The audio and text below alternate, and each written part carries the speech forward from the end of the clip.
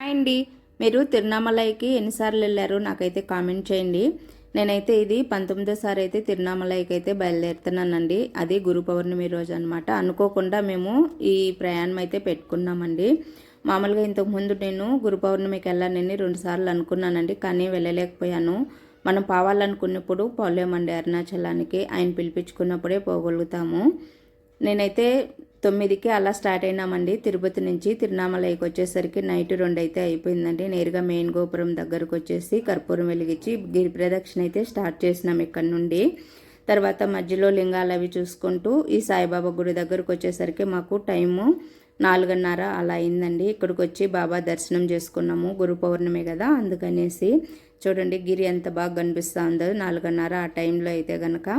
తర్వాత మేము మళ్ళీ అన్ని లింగాలు చూసుకుంటూ లాస్ట్ లింగం అంటే ఈశాన్య లింగం దగ్గరికి వచ్చేసరికి 6:45 అలా అయిందండి టైము.